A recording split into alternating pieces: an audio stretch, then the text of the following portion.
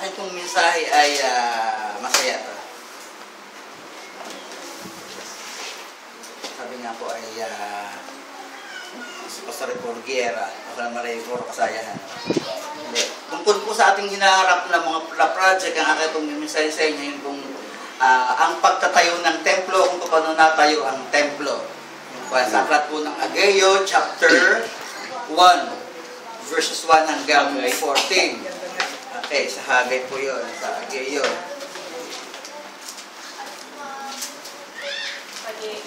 Ageo, chapter 1, verses 1 to 14. Atin pong basahin ng kasaysayan.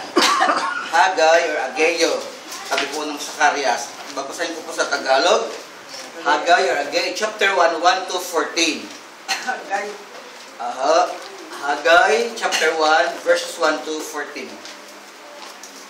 Hagay 1, 1 to 14. Ikalawang taon noon ng pamamahala ni Haring Darius sa Persia, nang unang araw na ika-6 ng buwan, tinawag ni Yahweh si Propeta Ageo. Ipinasabi niya kay Zorobabel, ng gobernador ng Juda at ng anak ni Shealtiel, at sa punong saserdoting si Josue na anak naman ni Josadak. Ganito ang sinabi ni Yahweh, pinamamalita ng bansang ito na hindi pa panahon upang muling itayo ang templo. Sinabi nga ni Yahweh sa mga Israelita, sa pagitan ni Propeta Ageo, magaganda't maayos ang inyong mga tahanan, ngunit pinababayaan niyong wasak ang aking bahay. Isipin niyo ang inyong kalalagayan. Marami inyong iniyasik, ngunit kakunti ang inaani. Kumakain nga kayo, ngunit hindi nabubusog. Umiinom kayo, ngunit hindi nasisiyahan. Kumikita nga ang mga manggagawa, ngunit ang kita nila ay parang nahulog sa busdong butas. May damit nga kayo, ngunit hindi makalis ng ginaw. Isipin niyo ang nangyari sa inyo. Kumuha kayo ng kahoy sa bundok, gawin niyo uli ang templo at doon ko ihahayag ang aking kaniningan. Sa gayon, ako'y masisihan. Naghahangat kayo ng maraming aning, ngunit kakanggang inyong nakakamtan at nang iuwi ninyo iyon ay sinambulat ko. Bakit ito nangyayari sa inyo? Sapagkat may sariling tahanan kayo, samantalang wasak ang aking templo. Yan ang dahilan kung bakit hindi kayo napapatakan kahit hamog, kaya hindi kayo makabuhay ng inyong pananim. Yan ang dahilan kung bakit ko kayo pinaranas ng tagtuyot. Kaya si Zorobabel, si Josue at ang mga Israelitang nakabalik mula sa pagkatapol ay sumunod sa sinabi ni Yahweh sa pagitan ni Propeta Ageo. Nagkaroon sila ng takot kay Yahweh. Ganito ang pinasasabi niya, ipinangangako kung hindi ko kayo pababayaan. Tinantig nga ni Yahweh ang damdamin ni Zorobabel, ni Josue at ng mga Israelita. Kaya nagtulong-tulong silang sa paggawa ng templo. Simulan ito noong ika-24 ng ika-6 na buwan, sabi ni June 24 sa ating kalendaryo. Okay. Ito pa po nag-usapan po natin yung building na literal na bahay na tinatawag. Bagamat tayo po, sabi po dito sa 1 Corinthians 3:16, tayo po yung we're the true temple. Tayo yung totoong templo ng Diyos. Kapag tayo tumanggap sa Panginoon, tayo tinatawag na templo ng Diyos. Pero hindi po yung pag-uusapan natin. Pag-uusapan po natin yung literal na bahay, pulungan. Bawa nga po, bakit kailangan natin ng panambahan? Bakit kailangan ng templo? Bakit kailangan ng magkaroon tayo ng malaking lugar? Katulad ito, maliit. So, bakit kailangan natin yon? Bahay kanlungan, bahay panulyan. Bakit kailangan natin yon? Bakit ginagawa yon? Sabi po doon ay, sabi nga po ay, pag hindi tayo gagawa ng church, pag hindi tayo gagawa ng malaking church, ay, Ate Bridget, tuturin ko kayo, kaya niyo po bang i-accommodate sa inyo yung mga tao sa bahay? Hindi lagi niyong pakakapihin. Kayo babayad ng ilaw, ng tubig, ng lahat na po. Sa inyo nagaganap Kaya hindi naman po pwede. Kaya naisipan talaga natin na tayo ay hindi manatili dito, nag-pray tayo, nakabili tayo ng lupa, at tayo ay nananalangin makapagpatayo ng building. So, yun po ang ating munang pa-intro-intro. Bakit kailangan natin magtayo ng bahay? Una-una sa lahat ay, dalawa, tatlo, pwede tayo tanggapin ni Kwento sa kanilang likuran. E baka bukas makaroon, nakamangot na si Ate Julie. Ang hirap naman, napakarami lagang daming dinisinkyok. So, kailangan magtayo tayo ng ating sariling lugar. Yun pong dahilan kung bakit tayo ikuan. Kung bakit ito yung aking miniminsahe, hindi dahil dun sa nagagalit ng Diyos sa atin. Atin tignan. Sabi po dito sa verse 1, sa verse 2 na tayo. Ipinamamarita ng mga tao, mga Israelites, na hindi pa panan upang muling itayo ang templo. Maraming mga murmurings naman, hindi pa panahon. Bakit kayo gagawa ng ganyan? Bakit kayo gagawa niya? Hindi pa panahon. Yun ang sasabi sa kanila. Parang binibrainwash, ginugulo ng mga masisitsit ng mga tao, yung mga nagnanais na magtayo ng building. Yung kung hindi ko nagkala yung Bible kung sa'yo, isang Bible na may NIV rin, maganda, may drawing. Talaga makikita nyo yung talaga, yung sa drawing, yung sa compound na ganyan na, ang gaganda ng mga bahay talaga, yari-yari. Tapos yun man, sa gitna naman, yung pinakang templo, yung naguho na building o na church kanila, yun ang illustration na pinakikita. Kaya hindi naman talaga ganun kapangad yung buong paligid yung church. Pero yun yung pinakikita, ang gaganda naman yung mga tahanan, sabi sa mga Israelita, sabi doon. Ang gaganda ng mga tahanan niya, pero tahanan po sira. Wala tuloy pagpulungan, wala tuloy pag-ipunan ng mga tao. Yun. Binabalak na ng mga tao tayo, meron na silang marinig na ipinamarita ng mga na hindi pa panahon na itayo ang bahay. Yan. Kaya sabi po dito, kinausap ng Diyos sa pagitan ni Propeta Ageo ang Yahweh para sa mga Israelita, pinadaan kay Ageo. At ang sabi dito, na itong sabi, medyo ang sabi nga saan sabi ng utos, yung pakailangan yung utos ako ay Diyos na mapanibuguin. Pangatlo ba ganyan? Okay, unang utos. Okay, sasamba sa mga Diyos sapag ako Diyos na mapanibuguin. Dito nakikita ko dito, parang ang Diyos ay nagsiselos. Sabi po dito sa verse 4, itong sabihin mo, Ageo, verse 4, magaganda at maaayos ang inyong mga tahanan, ngunit pinababayaan ninyong wasak ang aking bahay. Yan. Doon po sa Caloocan, way back 1987, 89, hindi ko alam kung mga Kristiyano na kayo noon, meron ng na kayo. Sino po Kristiyano ng 1980s? Yan, kung nabalitaan nyo yun. Doon po sa Caloocan, nasunog yung isang compound yun. Ang ginawa po ng Diyos, ang himalado ng Diyos, para marami maging Kristiyano doon. Ano po? Doon sa libro, sabi ko, ay nakapalibot sa Bible, ay nakapalibot yung mga buong bahay. Ano sabi, buong bahay, mga buong bahay doon. At ang wasak ay yung templo. Dito lang po sa pinakitang picture, talagang nagpastil pa kami diya sa Diyos. Saan yan? Ang kwento po noon, yung kung paligid naman ay puro sunog naman, nasunog yung buong compound, buong isang gano'n na. Isang vilya, isang gano'n. Ang nakatayo naman po yung church, ang nakatayo, baliktad naman sa Bible, at yun naman sa Caloocan naman, ang sunog ay palibot ng mga bahay, at yung pong church ay buo, na inabot po namin ng kulay, mint green ang pinta, pero mayroon lang silang gano'n ng apoy, may dila ng apoy, yung kumitim lang yung semento na gano'n, pero inabot po namin yung kulay. Pagkatapos yung paligid na yan, talagang sabi, dati sunog, at yung pong church naman nakatayo, ay yun ang buo buo talaga, walang nasunog sa loob ng church. Pagkatapos ay dila lang ng apoy para mabasa sa loob na didilaan lamang yung apoy. Kaya makita po natin dito, doon kumilos ang Diyos, parang himalayo, gumanang himalayo yung Diyos doon sa church sa Caloocan. At marami pong mga say po doon na kuhan. Hindi ko lang po alam tanda yung mga pangalan, mga organo. Kung nakatinig kayo ng pinidong organo, yan. Pamilya organo po yun. Na kung saan ay yung kanilang patoto, nagdala ng picture sa amin sa Kabalusan, at yung sabi, ang kanilang bahay ay nasunog, pero yung church na ay hindi po na nasunog. So, yun po yung nangyari. So, nakita po natin dito ay ang Diyos parang mapanibuguin yung bahay niyo, gaganda. Pero itong aking templo ay sira. Yan, itong aking templo ay sira. Okay, sa verses 5 and 6, sabi po sa verse 5, isipin ninyo ang inyong kalalagayan. Sabi sa verse 7, sa verse 5, isipin niyo yung kalalagayan. Tapos sa verse 6, marami inyong hinahasik, ngunit kakunti ang inyong inaani. Kumakain nga kayo, ngunit hindi nabubusog. Kuminom nga kayo, ngunit hindi nasisiyahan. Paano? Kumikita nga ang mga manggagawa, ngunit ang kita nila yung parang nahulog lang sa busdong butas. May damit nga kayo, ngunit hindi nakakaalis ng ginaw. Pagdating po sa verse 7, isipin nyo nangyayari sa inyo, lagi parang kinukusensya ng Diyos ang mga Israelita. Kahit anong gawing sikap nila, hindi sila tunay na pinagpapala ng Diyos. Sa verses 5 and 7. Ayun, doon sa verses 5 and 7, kinukonsensya ng Diyos yung mga tao. Kasi yung mga tao ito, parang nagbubulag-bulaga, nilalampasan yung church na ganun kapangit, ganun wasak-wasak, hindi nila iniintindi. Sa ganun po nilang buhay naman, eto naman sa verses 5 and 7, kahit anong gawin nilang pagsisikap, parang hindi sila nagsasaksit. Ano po, nakita natin doon, parang hindi nagsasaksit. So, nainit ulit ang Diyos, nag-uutos siya, sabi sa verse 7, sabi sa verse 8, kumuha kayo ng kahoy sa bundok, gawin niyo uli, ang templo, at doon ko ihahayag ang aking kaningningan, sa ganyan ako'y masisiyahan. Yan.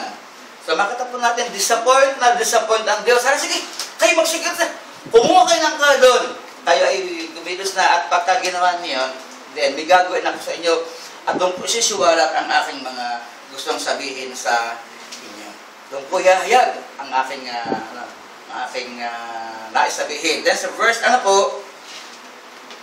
9 to 11, ganun pa rin. Talagang disappoint ang Panginoon sa kanya, sa kanilang lahat. Disappoint ang Panginoon. At pagkatapos po, pagdating doon sa kwan, tumaganda na. Sa verse, saan yun? Sa verse 14. Yan, verse 14. Inantig nga ni Yahweh ang damdamin ni Zorobabel, ni Josue at ng lahat ng Israelita. Kaya nagtulong-tulong sila sa paggawa ng templo. Ayan. Makapalit po dito, sila po ay nagtulong-tulong na. Na-touch ang damdamin ng mga tao, kinilos, yung mga leaders, at yun po sila po ay masaya na sila ay nagtulong-tulong sa paggawa ng templo. Dito lang po sa aklat ng Nehemiah, chapter 2, verses 17 hanggang 18 ay doon naman po yung buho naman yung muog. Yeah, muog naman. At ganoon din po nangyari. Sa verse 17 at saka sa verse 18, andun po yun. Sila po ay nagtulong-tulong din na muli nilang itayo ang muog. Yun namang muog naman ay, yun naman yung malaking ganun. Sali po lang din ng mga tao. Magkapara sila ng kasaysayan na yung kanilang pinagdadami ng tao, pinag-ipon nila, laging wasak, then the rest, yung kanilang magagandang bahay. Pero nung sila konsensya ng Panginoon, nung sila kinilas ng Panginoon, dinikdik ng Panginoon, yan. Sila nga po ay masaya na nagtulong-tulong sa pagtatayo ng templo o kaya ng muog sa Agayo at saka sa Nehemiah. So makita po natin, attitude lang palang kailangan. Yan, yung character ay inano ng Diyos. Pinuksan ng Diyos, inantig ng Diyos, at napaantig naman po. Yan, inantig naman po ng Diyos ang mga puso ng mga tao.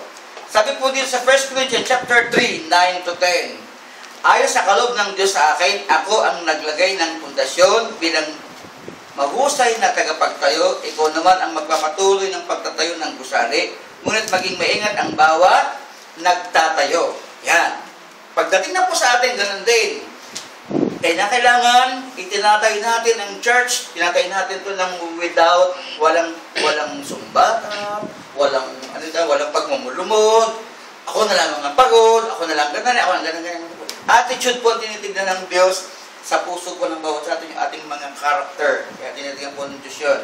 At iwasan din po sa salitang ako. Iwasan po natin yung salitang ako. At kapag sinabi natin ako, ang sabi po ng mga kwan, tinanggap na natin ang kapurihan sa Diyos. Yan. Huwag na sabihin kung hindi sa akin, hindi na patayo yan. Ako, wala pa hindi ganun ating attitude. Tayo ang nagtulong-tulong, ipinanalangin niya, pinanalangin, pinag-usapan, ginupuan, at talagang pinag-isipan, pinagplanuhan. Attitude lang po pala ang kailangan natin.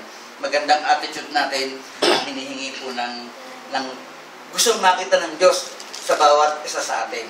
Tayo po yung magtatayo ng church, magtatayo po tayo ng church, at sabi nga po natin within this year, o kaya sa kalooban ng Panginoon ay bukas, makaluwag, itayo ng Panginoon yun. Tayo po yung gagamitan ng Panginoon, ang atin pong buhay, na patotoo, spiritually, physically, mentally, emotionally, materially.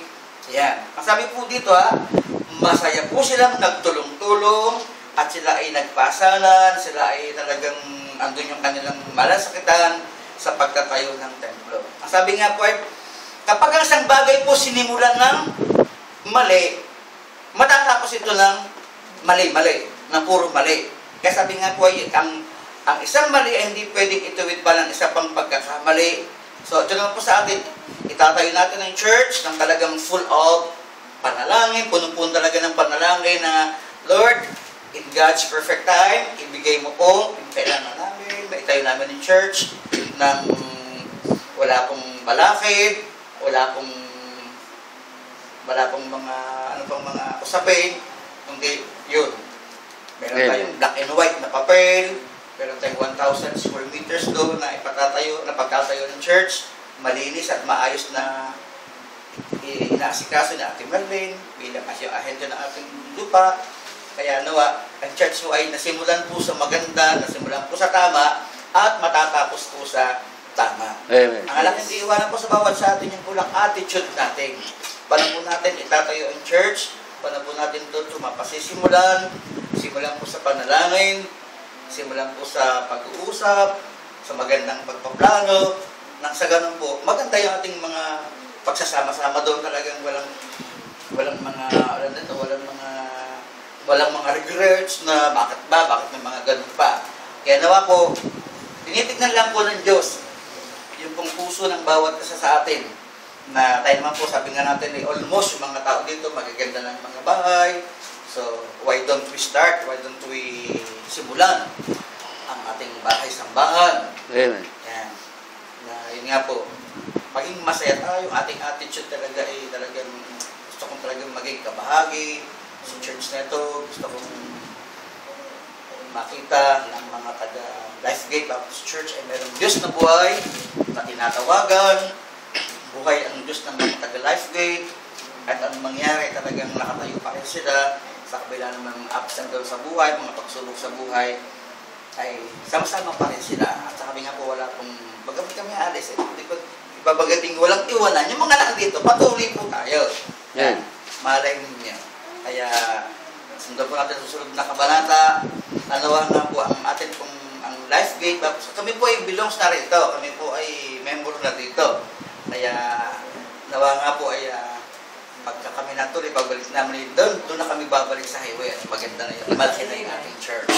Ako, kailangan po, ano lang po natin yung ating attitude, yung ating buhay, maging buhay tayong patotoo sa lahat po ng mga nakakakita sa ating, lalo din sa ating mga kasama sa bahay. Sabi nga po sa Galatia 6:10, gumawa tayong mabuti sa lahat ng tao, lalo din sa ating kapatid sa pananampalataya. Ano po, sabi po dito, ang Panginoon, nahihili siya, naghihili siya, nagsaselo siya. Sabi ko sa mga tagas, ang ganda ng mga bahay niya, pero aking templo ay guho, ay sira. So, kinonsensya sila ng Diyos, napakonsensya naman, ganun din po tayo mga kapatid. Yung ini-address doon sa Old Testament, hanggang ngayon po ina-address pa rin po sa ating mga Kristiyano. Dahil sabi nga po, ang kapangyarihan po ng Diyos ay nag-exist, nagpapatuloy hanggang sa kasalukuyan. Salamat po, tayo po'y manalangin. Amen. Dakilang Diyos na makapangyarihan sa lahat. Nawa ng Diyos Panginoon. Yun pong aming minimiti na may patayo po namin ng aming church building, Panginoon, na kung saan marami ka pong tinugon ng mga Kristiyano dito sa bansang Pilipinas. Marami pong nag-testify na sila po ay nakapagpatayo through faith. Kaya maraming Diyos, kami rin po, Panginoon, nakikiamot ng malagang tulong ng Panginoon, na kami po ay pagbigyan na rin, o bigyan mo, Panginoon, ng sapat na financial. Amen. Para makapagpatayo po kami ng aming church building, na hindi po kami mananatili sa silong, na kundi kami po i-expose namin, aming pong ihahayag ang aming bahay panambahan doon po sa highway. At sa patunay din po ng Diyos ng mga taga Lifegate Baptist Church ay buhay. Kaya maraming Diyos, nawa po, Panginoon, simulan po namin sa aming mga sarili before namin hanapin ang aming sarili sa aming kapwa. Kami po muna ang kakitaan ng tamang attitude, character namin, Panginoon, maging Christ-likeness kami, Panginoon. Christ-centered kami, agaw kami mga self-centered naman namin Diyos. Kini, Panginoon, sa mga nandito maging sa mga wala, ay makarating sa kanilang aming pong panalangin. na ang Lifegate Baptist Church ay naghahanap po na makapagpatay po, Panginoon, ng church building na masasabi namin talagang doon na kami totally mananambahan at hindi na po kami dito sa lugar na masikip, na medyo hindi kami makakayos ng maayos. Kaya maraming Diyos doon po sa lugar na mayroon namin.